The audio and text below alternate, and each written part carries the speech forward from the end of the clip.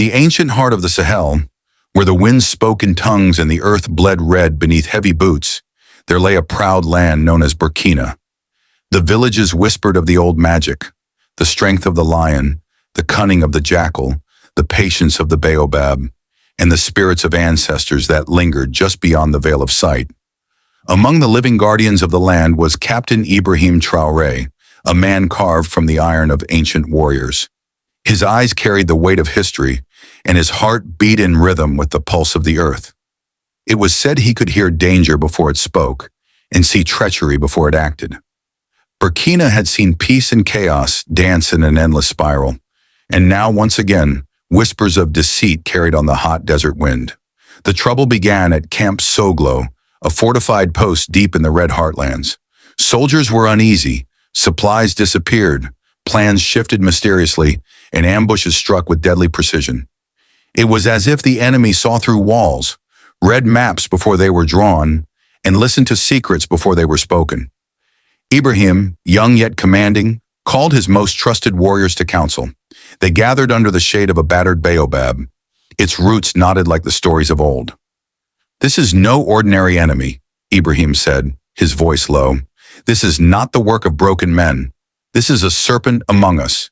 His second-in-command, a grim-faced fighter named Sergeant Dombia, grunted. "A traitor? Perhaps worse," Ibrahim said, "a shadow wearing our colors." Night fell heavy on Camp Soglo. The soldiers slept uneasily, rifles close, dreams closer. But Ibrahim did not sleep. He moved silently through the camp, like the spirit of an old hunter. He watched, listened, waited. It was on the third night that he saw it, a figure cloaked in the uniform of Burkina, yet moving with a slippery stealth that betrayed foreign training, slipped from the barracks and crept towards the radio hut. Ibrahim's blood roared. The ancestors whispered in his ear, "Now." Without a sound, he stalked the figure. When the stranger reached for the transmitter, Ibrahim struck, a swift, silent tackle that sent both men tumbling into the red dust. The figure fought like a cornered mongoose, swift, brutal, desperate. But Ibrahim fought like the lion of the Sahel. With a final, crushing grip, he pinned the spy beneath him and tore off the man's face covering. What he saw was not a son of the soil, but a man with strange markings, the telltale scars of a distant land. At dawn, the camp gathered. The captured man, beaten but alive, was dragged before the soldiers. Dust clung to their boots. Rifles gleamed under the fierce sun. The flag of Burkina fluttered high, a stubborn defiance against the world's storms. Ibrahim stood before them, broad and unshaken. "This," he said, gesturing to the prisoner, "is no brother of ours. This is a foreign serpent, sent to poison our waters and shatter our bones." Gasps rippled through the crowd. Sergeant Doumbia stepped forward. "Who sent you?" he barked. The prisoner smirked, blood on his teeth. He said nothing. Ibrahim smiled grimly. "Let him stay silent. The earth speaks louder than lies." And then, in a moment that would become legend, Ibrahim turned his back to the prisoner, facing his men. "We will uncover the rest," he said. "This man is but the tip of the spear. There are others, watching, listening, whispering." His voice hardened. "And we will answer them, with the roar of the lion and the thunder of the storm." The soldiers roared their approval, fists pounding chests, rifles lifted to the heavens. But the danger was far from over. That night, a strange storm swept the camp, not of wind or rain, but of violence. Explosions ripped through the edges of Camp Soglo. Vehicles burned, tents collapsed, men cried out into the darkness. From the chaos, Ibrahim realized, the spy was bait. An attack was coming, not from outside the walls, but from within. He rallied his fighters, the truest sons and daughters of Burkina, and together they battled the unseen enemy. Shapes in the shadows, bullets singing through the night, fire lighting the faces of traitors.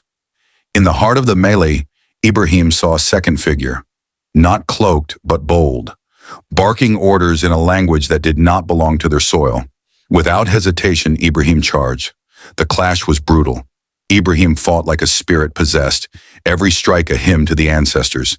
He disarmed the man, and with a blow like thunder, felled him to the dust. The second spy gasped, broken. You! You cannot stop us, he spat in a guttural tongue. Ibrahim knelt, face close, his voice a whisper of iron. This land speaks through me, and it says your time is over. By dawn, the fires were out. The traitors were bound. The foreign agents, broken and humiliated, lay in the dirt they had tried to steal. The soldiers knelt before Ibrahim, their fists on the ground, heads bowed not in fear, but in honor. And there, under the harsh sun and the red soil, Ibrahim Traoré was not merely a captain, he was a guardian, a lion, a legend. But the true mastermind remained hidden. A greater serpent coiled in the shadows. The hunt had only just begun. The fires at Camp Soglo had barely cooled when the next blow struck. From the north, carried on the winds that whispered secrets across the desert, came troubling news. General Suleiman, the highest military official stationed near the capital, had declared that Ibrahim's forces were compromised. He demanded Ibrahim return immediately for questioning. The elders of the camp murmured nervously. The young soldiers looked to Ibrahim for guidance. But Ibrahim only smiled, a slow, knowing smile. The serpent, he said quietly, does not reveal its true head until it believes the prey is weak. He knew now. The traitor was not among the prisoners. No, the real threat slithered among the mighty, a wolf in the clothes of a shepherd. And so, with only a handful of loyal warriors, Ibrahim set off toward the capital, Ouagadougou, under the burning eye of the Sahelian sun. The journey was perilous. Along the way, bands of masked riders ambushed them. Not bandits, but mercenaries, their gear foreign, their tongues twisted by strange accents. Each time, Ibrahim and his warriors fought back with the fury of the ancestors, leaving the red dust littered with the fallen. By the time they reached the capital, Ibrahim's forces were battered, but unbroken. Their uniforms were torn, their weapons battered, but their spirits were iron. And in the capital, beneath the grand palace where the banners of Burkina fluttered proudly, Ibrahim saw the trap laid bare. General Suleiman stood waiting, surrounded not by loyal soldiers, but by grim-faced men in black uniforms. Mercenaries, foreign and cold. At Suleiman's side was a tall figure, a man in civilian clothes with pale skin, sharp eyes, and a sneer carved deep into his face. The true master of the espionage plot, a foreign agent. You stand accused of treason, Ibrahim Traoré, Suleiman said, his voice echoing across the courtyard. The people of Ouagadougou, curious and fearful, gathered at the edges of the square. Whispers rippled through the crowd like wildfire. Treason? Ibrahim laughed, the sound like thunder. You dare speak of treason while you poison the roots of our land with foreign gold? The general's face darkened. Seize him! At that moment, the mercenaries moved, but Ibrahim had not come unprepared. He raised his hand, and from the alleys, the rooftops, the market squares, emerged the surreal sons and daughters of Burkina. Soldiers, farmers, traders, hunters, all carrying whatever weapons they could find. Some had rifles, others had only farming tools, but their spirits burned brighter than fire. The people had risen.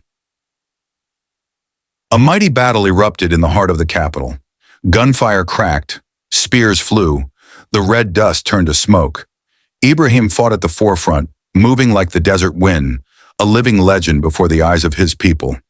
He clashed with mercenary after mercenary, their foreign weapons no match for the fury of a nation defending its soul. Meanwhile, his warriors hunted Suleiman and the foreign agent through the palace corridors, where the walls were lined with stolen riches and faded flags of betrayal. In the grand throne room, a hall once sacred to Burkina's ancient kings, Ibrahim cornered the traitors. Suleiman, stripped of his bluster, pulled a hidden pistol. The foreign agent, sneering, muttered into a hidden radio, calling for reinforcements that would never come. Ibrahim stood tall, bloodied but unbroken. You sold your soul for coins that will burn your tongue, Ibrahim said. Suleiman fired, but Ibrahim was faster. The shot missed. Ibrahim's spear, a relic carried by generations of warriors, flew from his hand with deadly precision. It struck Suleiman in the chest, pinning him to the great wooden doors of the throne room. He gasped once, then was still. The foreign agent trembled.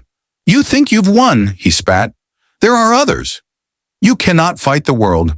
Ibrahim stepped forward, his voice low, ancient. "I do not fight the world. I fight for the spirit of my ancestors. I fight for the voice of the land." With a final blow, he felled the agent, whose whispers died against the ancient stones. When the dust settled, the capital was free. The people cheered Ibrahim's name, lifting him on their shoulders.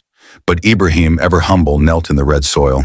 He pressed his palm to the earth and whispered, "Your children have defended you, Mother Burkina. May we never forget." The truth unveiled. Later, when the prisoners were questioned, the full treachery came to light.